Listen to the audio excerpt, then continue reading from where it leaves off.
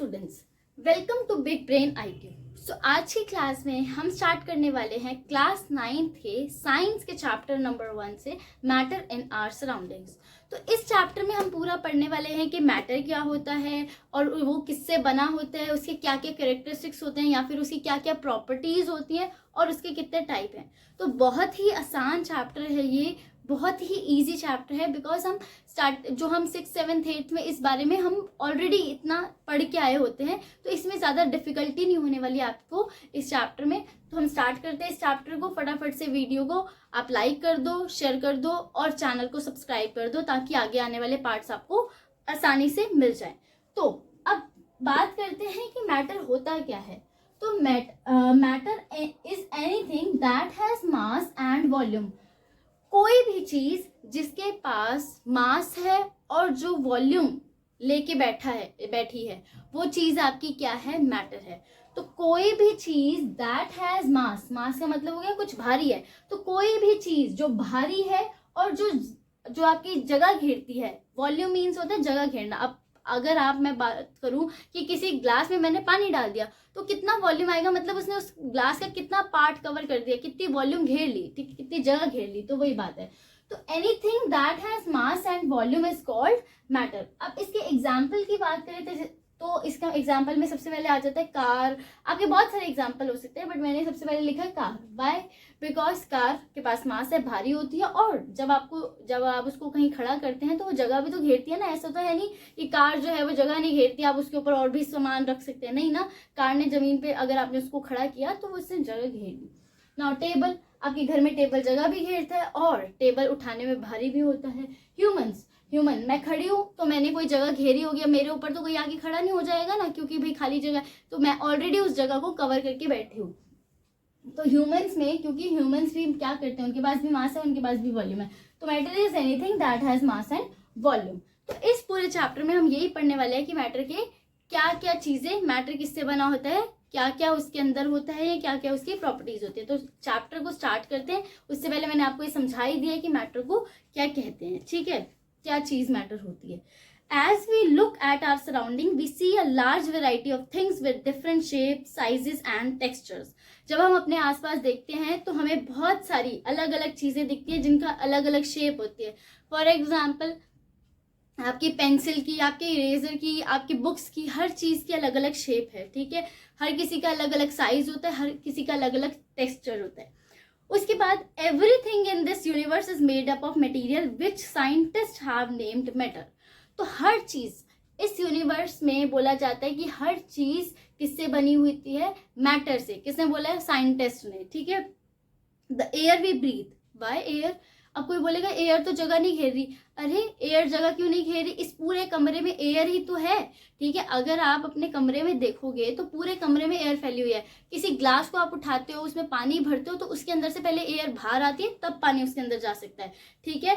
तो और उसका चाहे उसका वेट नेग्लिजिबल ही है, लेकिन उसका वेट है तो, ठीक है, नेग्लिजिबल है एयर का वेट, लेकिन उसके पास मास है और वॉल्यूम है, ठीक है, चाहे नेग्लिजिबल है। So everything in the air we breathe, the food we eat, stones, clouds, stars, plants and animals, सब कुछ, even a small drop of water or a particle of sand, हर चीज की बात कर लो, हर चीज आपकी किससे बनी हुई है, मैटर से। क्यों? क्योंकि उनके पास मास है और उनके पास वॉल्यूम है। Everything is matter. We can also see as we look around that all the things mentioned above occupy space, क्योंकि हमने अभी बात करी, सब ने ऑक्यूपाई स्पेस करी है, ठीक है, हर कोई जगह घेर के बैठा हुआ है। एंड हैव मास, जितनी भी हमने ऊपर चीजें पढ़ी है कि वाटर की ड्रॉप, क्लाउड, स्टार्स, सब ने जगह घेरी हुई है और इन सबके पास मास है। In other words they have both mass and volume, उनके पास दोनों चीजें हैं, मास भी है और वॉल्यूम भी है। तो matter is anything that has mass and volume. Example के लिए आप एयर, चेयर, सब कुछ लिख सकते हो, ठीक है। Now since early times human being have been trying to understand their surrounding. पुराने टाइम में क्या होता था, ठीक है, पुराने टाइम में जो ह्यूमन बीइंग होते थे वो सोचते थे कि हम जाके सराउंडिंग को एक्सप्लोर करें कि इसमें क्या क्या चीजें हैं। Early Indian philosophers classified matter in the form of 5 basic elements. तो जो पुराने फिलोसफर थे, इंडियन फिलोसफर्स, उन्होंने क्या बोला कि जो हमारा मैटर है वो 5 फॉर्म में एग्जिस्ट करता है, ठीक है। Matter in the form of 5 basic elements, 5 basic elements हैं जो कि क्या बनाते हैं, आपके मैटर है, ठीक है। वो एलिमेंट्स क्या थे, इनको बोला जाता है पंच तत्व। क्या बोला जाता है, पंच तत्व, ठीक है। पहले बोला जाता था हमारा शरीर भी इन पंच तत्वों से ही बना हुआ है, लेकिन फिर धीरे धीरे पता चला कि वो पंच तत्व नहीं, सेल से बना हुआ है। लेकिन पुराने फिलोसोफर क्या बोलते थे कि जो हर चीज है हमारे सराउंडिंग में वो किससे बनी हुई है, इन पंच तत्वों से बनी हुई है। कौन से, फर्स्ट एयर, सेकंड अर्थ, तीसरा fire, fourth sky and then water. तो क्या है हमारे ये 5 चीजें, air, earth, fire, sky and water. तो पुराने इंडियन फिलोसोफर ने बोला था हर चीज, जितनी भी चीजें आपको दिख रही हैं आसपास, वो किससे बनी हुई है, इन 5 चीजों से ही बनी हुई है। According to them everything living और non living was made up of these 5 basic elements. तो उनके अकॉर्डिंग चाहे कोई चीज जो आप देख रहे हो लिविंग है या फिर नॉन लिविंग है, बनी किससे हुई है, इन्हीं 5 तत्वों से बनी हुई है। Ancient Greek philosophers had arrived at a similar classification of matter. तो एंशियंट के ग्रीक फिलोसोफर जो थे उन्होंने भी सेम ऐसा ही बात बोली कि मैटर में ऐसे ही 5 एलिमेंट्स हैं जिनसे बन के एक मैटर बनता है, ठीक है। Modern day scientist have evolved 2 types of classification of matter based on their physical properties and chemical properties. लेकिन आज के जो साइंटिस्ट हैं उन्होंने बोला नहीं, मैटर को हम कैसे क्लासिफाइड करते हैं, 2 तरीकों से, एक उसकी फिजिकल प्रॉपर्टी देख के और एक उसकी केमिकल प्रॉपर्टी देख के। तो फिजिकल प्रॉपर्टी वो होती है जो आपको विजिबल हो, आराम से दिख रही हो, और केमिकल प्रॉपर्टीज वो होती हैं जो किसी चीज के अंदर चल रही हो। जैसे हमारी फिजिकल प्रॉपर्टी क्या है कि हमारा कलर क्या है या हम कैसे दिख रहे हैं, ठीक है, फीचर्स बेसिकली। लेकिन केमिकल प्रॉपर्टी क्या है हमारी, जो हमारे अंदर डाइजेशन हो रहा है, ये सब हमारी केमिकल प्रॉपर्टीज है। तो फिजिकल प्रॉपर्टी जो हमें अच्छे से विजिबल हो सकती है और केमिकल प्रॉपर्टी जो हमें विजिबल नहीं है, ठीक है। तो क्या बोला मॉडर्न डे साइंटिस्ट ने कि जो मैटर है वो दो आपकी डिविजन्स है कि इन पे बेस होके वो क्लासिफाइड हो सकता है। कौन सी, पहला फिजिकल प्रॉपर्टी, दूसरा केमिकल प्रॉपर्टी से ही हम किसी मैटर को क्लासिफाई कर सकते हैं। In this chapter, we shall learn about matter based on its physical properties. Chemical aspects of matter will be taken up in subsequent chapters. तो हम इस पूरे चैप्टर में क्या पढ़ेंगे, हम इस पूरे चैप्टर में सिर्फ फिजिकल प्रॉपर्टीज की बात करेंगे। जो आपका मैटर है उसकी अपीयरेंस कैसी होती है या कैसा दिखता है, उसके बेस पे हम किसी मैटर की बात करेंगे। तो फिजिकल नेचर ऑफ मैटर, अब मैटर का जो फिजिकल नेचर मतलब देखने में, तो मैटर का जो फिजिकल नेचर है वो कैसा है। Matter is made up of particle. आपका मैटर किससे बना है, पार्टिकल से बना है।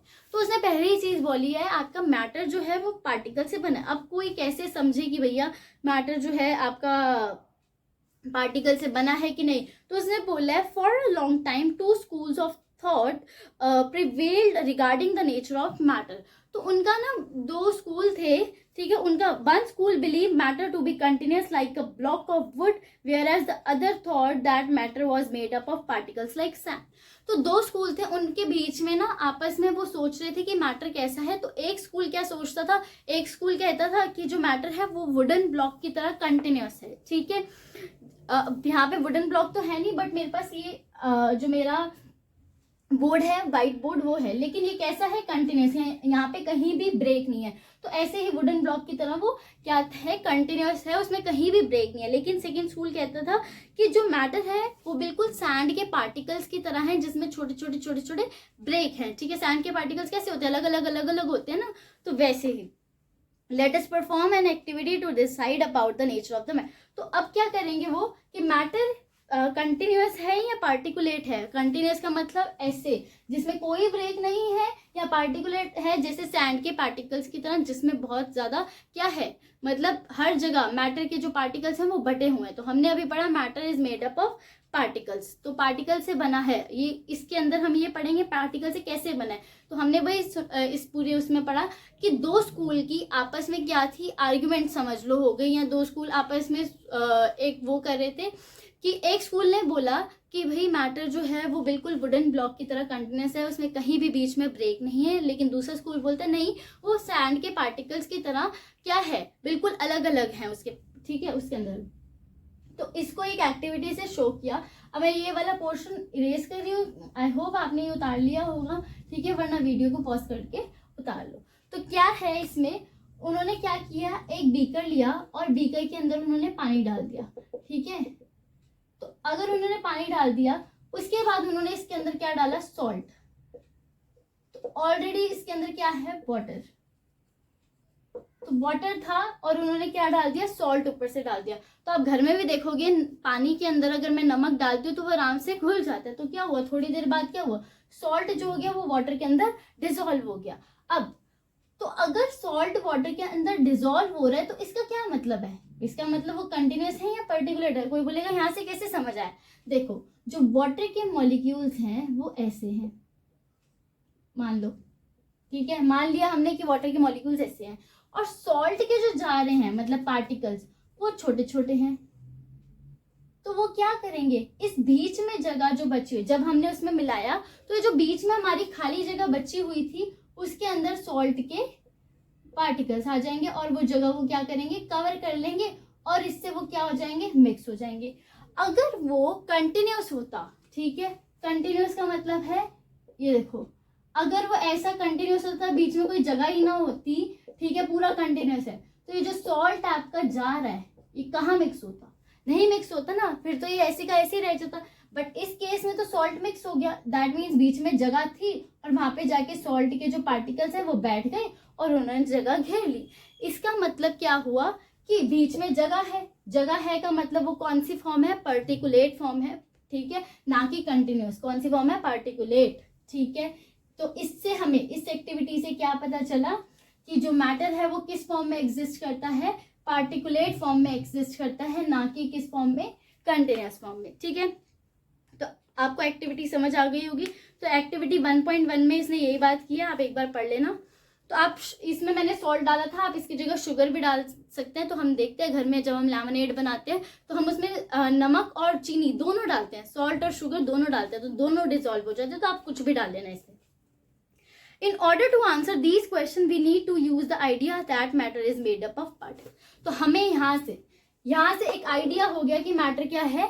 इस एक्टिविटी से पता चल गया कि वो पार्टिकुलेट फॉर्म में होता है, ना कि कंटिन्यूस फॉर्म में। उसके बीच में स्पेस होती है जिसके अंदर दूसरे सॉल्ट के जाके पार्टिकल्स बैठ गए, तभी तो वो डिसॉल्व हो गए। अगर वो कंटिन्यूस होता, वाटर अगर खुद ही कंटिन्यूस फॉर्म में होता उसके सारे पार्टिकल्स, तो क्या होता, उसमें स्पेस ना होती और सॉल्ट उसके अंदर जाके मिक्स ना होता, ठीक है, लेकिन ऐसा नहीं हुआ ना। नीचे आ जाओ 1.1.2, how small are these particles of matter. अब उसने बात की है ये पार्टिकल्स आपके कितने छोटे होते हैं, ठीक है। तो पहले मैं आपको ये थोड़ा सा समझा देती हूँ। फर्स्ट पॉइंट आपको ये अगर इसमें लिखना है तो आप सबसे पहले लिख लेना मैटर की डेफिनेशन और उसके कैरेक्टरिस्टिक के बारे में लिखना है। तो मैटर का फर्स्ट क्या है, matter is made up of particles, ठीक है। और इसके जो पार्टिकल्स होते हैं वो कैसे होते हैं, वेरी स्मॉल इन साइज। इसके लिए भी अलग से उसने एक्टिविटी शो करके दिखाई है, ठीक है। तो ये चीज आपको समझ आ गई। अभी पूरे कैरेक्टरिस्टिक मैं डिस्कस करूंगी, पहले मैं समझा देती हूँ उसके बाद। तो पहला तो उसने क्या बोला है, हाउ स्मॉल, कितने छोटे होते हैं पार्टिकल्स। अभी इतना तो पता चल गया मेरे को कि मैटर जो है वो मेरा किससे बना होता है, पार्टिकल से, लेकिन ये पार्टिकल्स कितने छोटे होते हैं। तो इसके लिए एक्टिविटी में उसने क्या किया, 2 से 3 क्रिस्टल ले लिए पोटेशियम परमैंगनेट के। तो आपने क्या पोटेशियम परमैंगनेट ना पर्पलिश कलर देता है, ठीक है, पर्पलिश सा उसका कलर आता है। तो उसने क्या बोला, टेक 2-3 क्रिस्टल ले लो किसके, पोटेशियम परमैंगनेट के, और उसको 100 ml वाटर में डाल दो। फिर क्या करो आप, उस 100 ml वाटर में जिसमें आपने पोटेशियम परमैंगनेट डाल दिया है उसमें से क्या करो, 10 ml वाटर निकालो। तो वो कलरफुल हो गया, ठीक है, दिख रहा होगा आपको पीछे एक्टिविटी में। तो जो कलरफुल हो गया क्योंकि आपने क्या डाला है, पोटेशियम परमैंगनेट, तो पर्पलिश आपका कलर आ जाएगा, ठीक है। तो उसमें से आप क्या निकाल लो, उसमें से आप क्या निकालोगे, 10 ml बाहर निकाल लोगे और उसको अगेन 90 ml में डालोगे। देखो उसने 10 ml बाहर निकाला है और फिर उसको 90 ml में डाला है, तो अल्टीमेट पूरा 100 ml हो गया और उसमें भी कलर आ गया। फिर उसमें से 10 ml निकालो, नेक्स्ट में डालोगे और क्या होगा, उसमें भी कलर आ जाएगा। और उसमें से 10 ml, तो जितना आप आगे बढ़ते जाओगे उतना उतना क्या होता जाएगा, हर बकेट में कलर आता जाएगा। इसका मतलब अगर वो 3 या 2-3 क्रिस्टल में सिर्फ 1-2 पार्टिकल्स होते तो वो इतना आगे तक कैसे बढ़ जाते। ठीक है, हमने तो जरा सा उसमें से पोर्शन लिया है, लेकिन उसमें क्या है, मिलियंस ऑफ पार्टिकल्स होंगे। क्या होंगे, मिलियंस। इसका मतलब अब 2-3 छोटे छोटे क्रिस्टल में मिलियंस होने का मतलब छोटे छोटे साइज के होंगे, तभी तो मिलियंस एग्जिस्ट कर गए। तो अगर आपको सिंपल लैंग्वेज में समझना है तो आप ये समझो कि आपने क्या किया, आपने एक बकेट के अंदर 100 ml बकेट के अंदर 1 या 2 चम्मच आपने डेटोल डाला, फिर उस पानी में से आप एक 10 ml वाटर निकालो। 100 ml वाटर में आपने 1 या 2 चम्मच आपने डेटोल डाला, उसमें से आप 10 ml निकालो। उस 10 ml के अंदर खुशबू होगी, ठीक है, डेटोल की स्मेल होगी। अब आपने उस 10 ml को क्या किया, नेक्स्ट 100 ml में या 90 ml में डाल दो, उसके अंदर में क्या होगा, उसके अंदर भी वो डेटोल की स्मेल आएगी। फिर आपने उसमें से थोड़ा सा पानी निकाला जिसमें आपने अभी डाला था, उसमें से थोड़ा पानी निकाला, उसको नेक्स्ट किसी ऐसे में डाल दिया 90 ml फ्रेश वाटर के अंदर उसको डाल दिया, तो उसमें भी क्या होगा, उसमें भी वो स्मेल आएगी। इसका मतलब क्या है कि जो स्मेल है आपकी, या डेटोल का जो स्मेल है, अब डेटोल की स्मेल आगे तक कैसे बढ़ती जा रही है, हवा में तो उड़ नहीं गई, तो डेटोल के पार्टिकल्स की वजह से। इसका मतलब डेटोल के वो 2 चम्मच में इतने सारे पार्टिकल्स होंगे कि उन्होंने 3-4 बकेट्स में स्मेल डाल दी। दैट मीन्स वो पार्टिकल 2-3 चम्मच में, अब 1 या 2 पार्टिकल तो होंगे नहीं, इतने सारे होंगे कि उनको अगर मैं थोड़ा सा निकाल के उधर भी डाल दूं तो तब भी स्मेल आ रही है। दैट मीन्स कैसे पार्टिकल्स हैं, मिलियंस ऑफ पार्टिकल्स हैं। कितने पार्टिकल्स, मिलियंस। ठीक है, तभी हमारे जो या तो कलर, पोटेशियम परमैंगनेट के केस में कलर, तो कलर आगे जाता जा रहा है, और डेटोल के केस में स्मेल आगे जाती जा रही है। तो उसने वही बोला कि take out approximately 10 ml of this solution and put it into 90 ml of clear water. Clear water में डाला, उसने उसको क्या कर दिया, अगेन कलरफुल कर दिया। Take out 10 ml of this solution and keep it into another 90 ml of clear water. तो उसमें भी क्या होगा, उसमें भी कलर आ जाएगा। Keep diluting the solution. Diluting का मतलब होता है पानी डालते रहना, तो पानी डालते रहोगे तो उसमें कलर आता ही रहेगा। Like this 5 to 8 times is the water still coloured, yes. ठीक है, this experiment show that just a few crystals of potassium permanganate can color a large volume of water about 1000 liters। ठीक है, तो क्या है, सिर्फ और सिर्फ 2-3 क्रिस्टल आपकी इतनी बड़ी अमाउंट ऑफ वाटर, इतना बड़ा जो आपकी वाटर की वॉल्यूम है, उसको क्या कर सकते हैं, उसको कलरफुल कर सकते हैं। So we conclude that there must be millions of tiny particles. तभी काम हो रहा है, 1 या 2 पार्टिकल होते तो आगे जाते ही नहीं वो। अगर उसके अंदर भी पर्पल है और नेक्स्ट के अंदर भी पर्पल है तो 2 पार्टिकल हो गए, पर नेक्स्ट के अंदर भी आ गया तो ये थोड़ी उसका वाला उठ के वहां चला गया, कुछ दिया होगा उसने अपने अंदर से, तो मतलब इनके अंदर छोटे छोटे पार्टिकल्स हैं। So we conclude that there must be millions of tiny particles in just 1 crystal of potassium permanganate which keep on dividing themselves into smaller and smaller particles. जो अपने आप को छोटे छोटा बनाते जा रहा है और तभी आगे भेजता जा रहा है और उससे कलर आता जा रहा है। यहाँ डेटॉल के केस में स्मेल आती जा रही है। The same activity can be done using 2 ml of Dettol instead of potassium permanganate. The smell can be detected even on repeating dilution. Smell आती रहेगी, आप उसमें जितना मर्जी पानी डालते रहो, स्मेल आती रहेगी। The particles of matter are very small that they are small beyond our imagination. हम इसको इमेजिन भी नहीं कर सकते, इतने ज्यादा छोटे हैं। तो सेकेंड पॉइंट क्या हो गया, particles of matter are small in size, basically very small in size. ठीक है, नेक्स्ट अब इसके कैरेक्टरिस्टिक्स की बात करते हैं कि पार्टिकल्स के क्या। अभी यहाँ तक तो हमने मैटर की बात करी कि मैटर जो है वो किससे बना हुआ है, पार्टिकल से। ठीक है, नेक्स्ट वो क्या कह रहा है कि अब पार्टिकल, ये जो पार्टिकल्स हैं इनके कैरेक्टरिस्टिक की बात करते हैं। तो पहला पॉइंट है, particles of matter have space between them. इनके बीच में किसी भी मैटर के, वाटर एक मैटर है, उसके पार्टिकल्स के बीच में हमने क्या देखा, अभी देखा ना, स्पेस था, तभी तो सॉल्ट उसके अंदर चला गया और मिक्स हो गया क्योंकि वो स्पेस के अंदर घुस गया। ठीक है, तो particles of matter have space between them. तो यही जो एक्टिविटी उसने की है 1.1 आपकी और 1.2, जिसमें एक में उसने वही सॉल्ट डाला है और ये डेटॉल वाली एक्टिविटी है पोटेशियम वाली। अब पोटेशियम भी तो उसके अंदर घुल रहा है, ऐसा तो है नहीं पोटेशियम के क्रिस्टल नीचे बैठ गए, वो घुले हैं तभी तो पर्पल उन्होंने जो आपको कलर दिया उसका। ठीक है, तो घुलने की वजह क्या होगी कि बीच में क्या था, वाटर के पार्टिकल के बीच में स्पेस होगा और इसके पार्टिकल के बीच में भी, पोटेशियम परमैंगनेट के पार्टिकल के बीच में भी स्पेस होगा, जिसकी वजह से दोनों एक दूसरे के अंदर क्या हो गए, मिक्स हो गए और नीचे कुछ भी प्रेसिपिटेट नहीं बचा।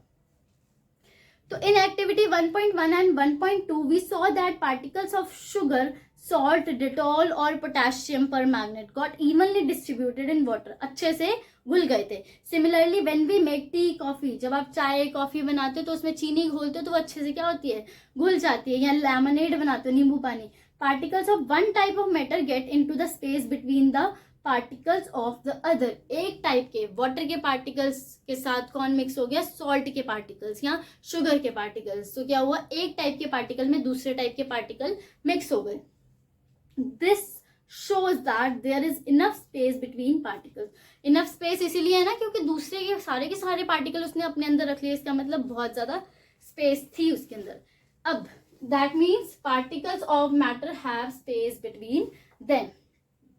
ठीक है. नेक्स्ट, इसके बाद आपको ना सीधा सीधा वो पूछता है मैटर की कैरेक्टरिस्टिक बता दो, 3 बता दो, 2 बता दो. तो आपको इसके बारे में याद करना है. एक्टिविटीज आपको एक एक्टिविटी आप याद कर लो हर जगह. वही अब आपने सॉल्ट की करी तो सॉल्ट की इसमें स्पेस वाले में आ गई. आपने पोटेशियम परमैंगनेट की करी, वो भी स्पेस वाले केस में आ गई. ठीक है.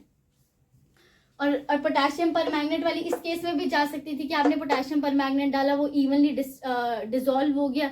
इसका मतलब क्या हुआ, उसके अंदर स्पेस था. ठीक है.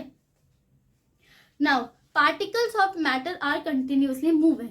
ठीक है. अब वो बात करता है कि ये जो पार्टिकल्स ऑफ मैटर हैं ये भागते रहते हैं, पूरा टाइम भागते रहते हैं. ठीक है.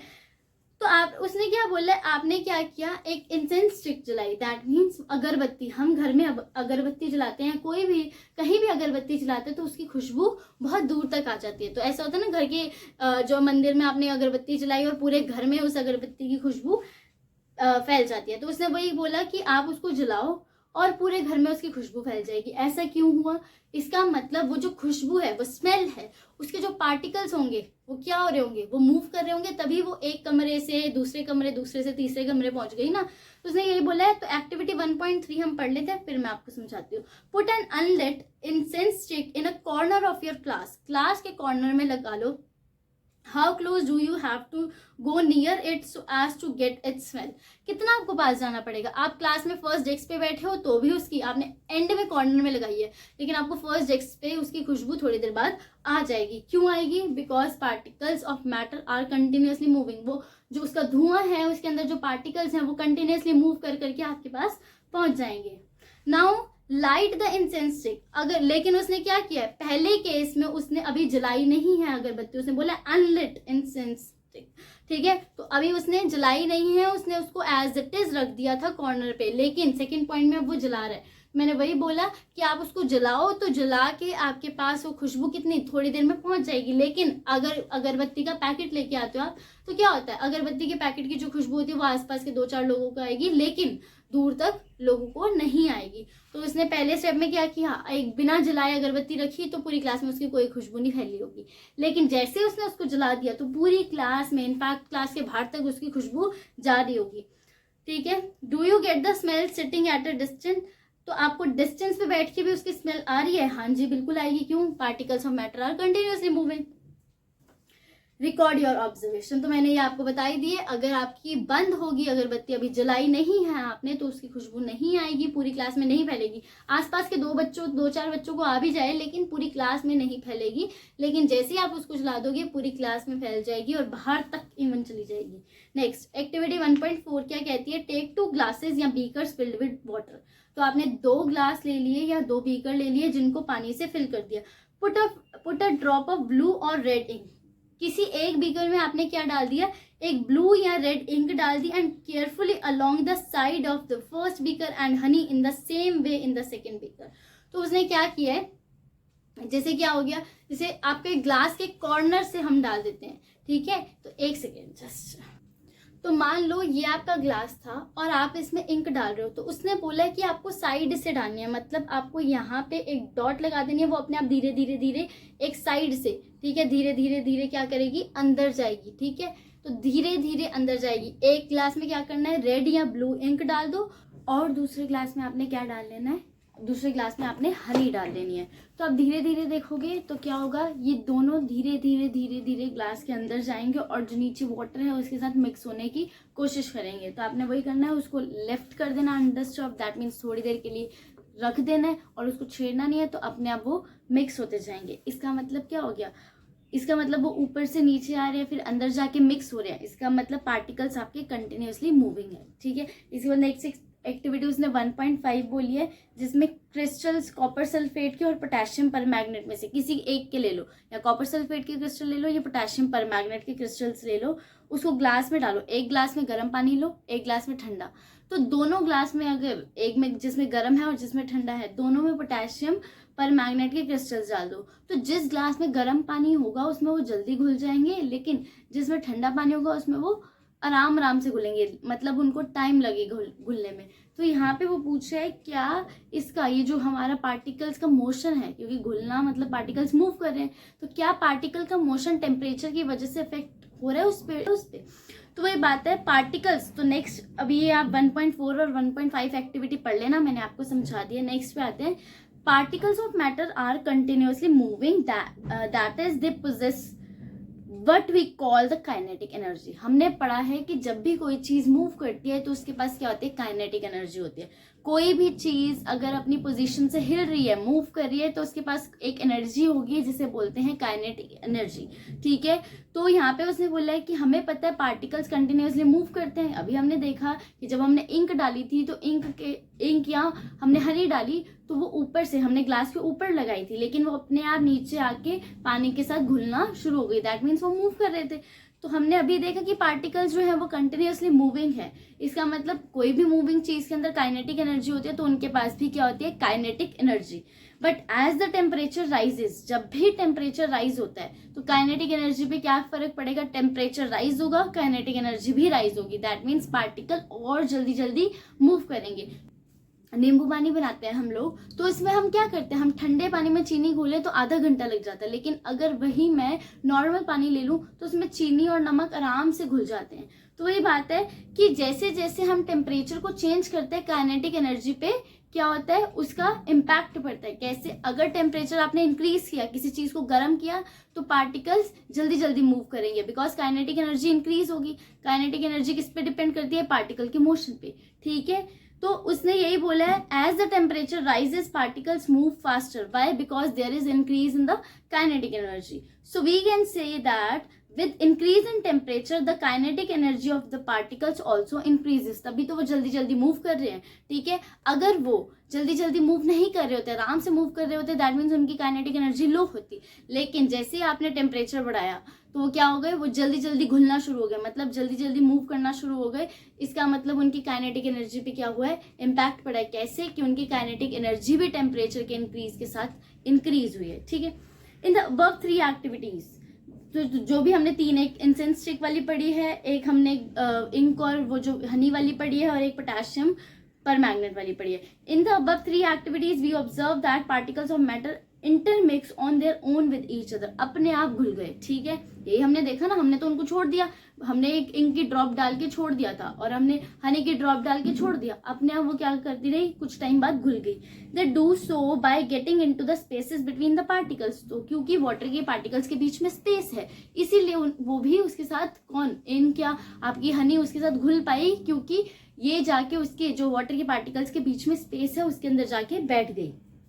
This intermixing of particles of 2 different type of matter on their own is called diffusion। ये intermixing, diffusion की 2 डेफिनेशन आ गई। एक तो हमने ऑलरेडी कर ली है चैप्टर नंबर 5 में।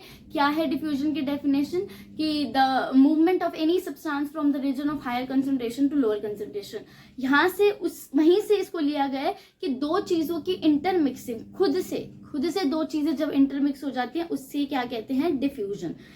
ठीक है, we also observe that on heating diffusion becomes faster. जैसे हम किसी चीज को हीट करते हैं, मतलब टेम्परेचर इंक्रीज करते हैं, काइनेटिक एनर्जी इंक्रीज होगी। काइनेटिक एनर्जी इंक्रीज होने से क्या होगा, पार्टिकल्स फटाफट मूव करेंगे। पार्टिकल्स के फटाफट मूव करने से क्या होगा, मिक्सिंग अच्छे से होगी। तो वही होगा ना, उसने यही बोला, टेम्परेचर अगर बढ़ा दें ऑन हीटिंग, क्या होगा, डिफ्यूजन। डिफ्यूजन क्या होता है, इंटरमिक्सिंग, वो क्या हो जाएगी, आपकी फास्टर हो जाएगी। Now next property is particles of matter attract each other. जितने भी पार्टिकल्स हैं मैटर के, वो एक दूसरे को क्या करते हैं, अट्रैक्ट करके रखते हैं। अब जैसे उसने बोले 1.6 में उसने 4 बंदे बोले हैं कि एक ग्रुप है, तो इस एक्टिविटी को आप पढ़ लेना, मैं आपको इलाबोरेट कर देती हूँ। इसमें उसने क्या बोला है, तो इन 3 ग्रुप्स में से एक ग्रुप ने क्या किया, बैक सब एक दूसरे की, तो आपको फिगर में दिख रहा होगा, एक दूसरे की बैक से उनको होल्ड किया हुआ है। सेकंड ग्रुप क्या करेगा, हाथ से हाथ, ह्यूमन चेन बना के हाथ से हाथ टच करेगा, और थर्ड जो होगा वो सिर्फ फिंगर टू फिंगर टच करेगा, और चौथा ग्रुप घूमेगा और उनको इनके बॉन्ड्स ब्रेक करने हैं। तो किसका नाम से टूटेगा, आप खुद सोचो। आप किसी अपने दोस्त के गले लग के खड़े हो, या उसका हाथ पकड़ के खड़े हो, या सिर्फ आपने फिंगर से फिंगर को टच किया है, ठीक है। अब कौन सा बॉन्ड जल्दी टूटेगा, अब फिंगर से जब आप फिंगर को टच करोगे तो क्या होगा, फिंगर से फिंगर टच करने पे जैसे किसी ने हाथ मारा, आपका वो बॉन्ड टूट गया। लेकिन अगर आपने हाथ से हाथ पकड़ा है तो थोड़ा सा टाइम लगेगा उसको क्या करने में, उसको छुड़वाने में।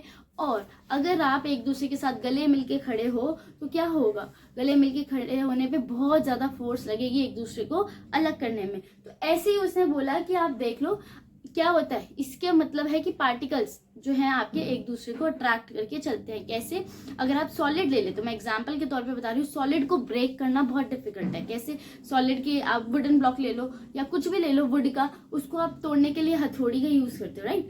वो क्यों हम यूज करते हैं, क्योंकि या कोई नुकीली चीज का, चाकू से तो वुडन ब्लॉक टूट नहीं जाएगा, बटर तो है नहीं, ठीक है। तो उसको यूज करने के लिए हमें क्या लेने पड़ते हैं, हमें हथौड़ी वगैरह इनका सबका यूज करना पड़ता है, क्योंकि उसके अंदर जो है फोर्स ऑफ अट्रैक्शन बहुत ज्यादा है। पार्टिकल्स एक दूसरे को इतना टाइटली बाइंड करके बैठे हुए हैं कि वो एक दूसरे को छोड़ ही नहीं रहे, इसलिए हमें और ज्यादा फोर्स लगानी है। तो हमें वुडन ब्लॉक को तोड़ने के लिए बहुत फोर्स लगानी पड़ती है, क्योंकि पार्टिकल्स एक दूसरे के साथ बहुत अच्छे से बाइंड हुए हैं।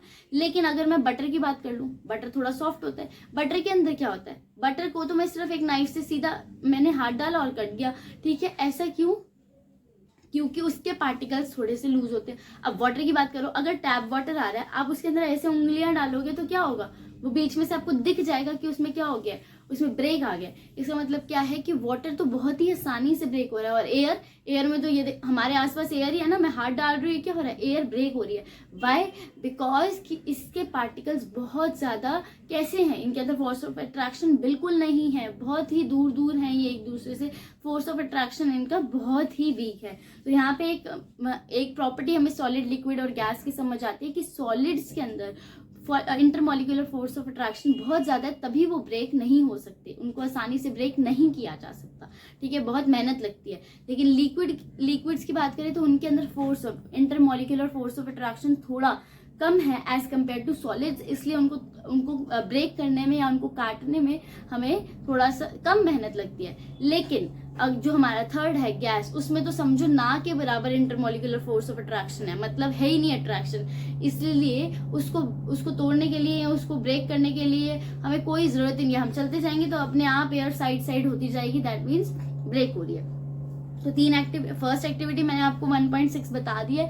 1.7 में क्या कहता है, आयरन नेल ले लो, चौक ले लो, रबर बैंड ले लो। किसको तोड़ना आसान है, रबर बैंड को। वाई, बिकॉज पार्टिकल्स उसके कैसे हैं, पार्टिकल्स उसके क्लोजली पैक्ड नहीं है, मतलब कि उनके अंदर फोर्स ऑफ अट्रैक्शन इतना ज्यादा नहीं है, इसलिए वो आराम से टूट गए। जबकि आयरन नेल की बात करें तो उसके अंदर फोर्स ऑफ अट्रैक्शन, उसके पार्टिकल्स के बाद इतना ज्यादा फोर्स ऑफ अट्रैक्शन है कि उसको तोड़ना बहुत ही डिफिकल्ट था, ठीक है। नाउ उस नेक्स्ट 1.8 के अंदर वो कह रहा है कि कुछ वाटर ले लो एक कंटेनर में, take some water in a container, try cutting the surface of the water, बहुत आराम से कट जाएगा। वाई, बिकॉज इतना ज्यादा फोर्स ऑफ अट्रैक्शन नहीं होता वाटर के पार्टिकल्स के अंदर, बिकॉज लिक्विड है, लिक्विड के अंदर फोर्स ऑफ अट्रैक्शन ज्यादा नहीं होता। The above three activities suggest that particles of metal have force acting between them. In 3 activity से पता चला इनके अंदर कोई फोर्स ऑफ अट्रैक्शन है, लेकिन सबसे ज्यादा किसके अंदर है, सॉलिड, ठीक है। तो this force keeps the particles together, जिसकी वजह से क्या होता है, ये बाइंड होके रहते हैं ये सारे पार्टिकल्स। तो अगर मैं इसको तोड़ना चाहूँ तो मुझे इसको अच्छे से यहाँ पे बहुत ज्यादा फोर्स लगानी पड़ेगी इसको तोड़ने के लिए। वाई, बिकॉज इसके जो पार्टिकल्स हैं वो क्या है, इसके पार्टिकल्स, इस बोर्ड के पार्टिकल्स के अंदर बहुत ज्यादा फोर्स ऑफ अट्रैक्शन है, ठीक है। Now the strength of this force of attraction varies from one kind of matter to another, ठीक है। अब आप सॉलिड की बात करो तो सॉलिड के अंदर क्या है, आपके सॉलिड के अंदर नेल आती है, जबकि उसको तोड़ना कैसा है, उसको तोड़ना बहुत डिफिकल्ट है। लेकिन चौक भी तो एक सॉलिड है, लेकिन चौक को तोड़ना थोड़ा कम है, मतलब कम डिफिकल्ट है, मतलब आसानी से हम थोड़ा सा उसको तोड़ सकते हैं, हाथ से हम तोड़ सकते हैं। और रबर बैंड की बात आती है तो रबर बैंड भी एक काइंड का सॉलिड ही है, हम आगे पढ़ेंगे, एक्सेप्शनल केस होता है सॉलिड का। तो इसको तोड़ना तो और भी आसान है, बस खींचो और टूट गया। तो नीचे क्वेश्चन आ गए हैं। तो यहाँ पे ये चैप्टर का फर्स्ट पार्ट कंप्लीट होता है, आगे का पार्ट हम सेकंड पार्ट में करेंगे। तो अभी सिर्फ ये क्वेश्चंस करके हम इस वीडियो को यहीं कंप्लीट करते हैं। तो पहला क्वेश्चन कहता है which of the following are matter, कौन है मैटर। तो यहाँ पे उसने लिखा चेयर। हमने बोला था चेयर के पास मास भी है। मैटर की हमारी डेफिनेशन क्या थी, anything that has mass and volume, कोई भी ऐसी चीज जिसके पास मास है और जिसके पास वॉल्यूम है। ठीक है, तो पहली बात चेयर के पास वॉल्यूम है, जगह घेरी है, और चेयर के पास मास भी है। एयर मैंने आपको बताया ही था मैटर के उसमें एग्जाम्पल में कि एयर में भी मास होता है और एयर के पास वॉल्यूम भी होता है। पूरे कमरे में जगह उसने घेरी हुई है, दैट मीन्स उसने वॉल्यूम घेरा हुआ है। लव कोई जगह नहीं घेरता और ना ही लव का कोई मास होता है। ठीक है, तो लव एक मैटर नहीं है।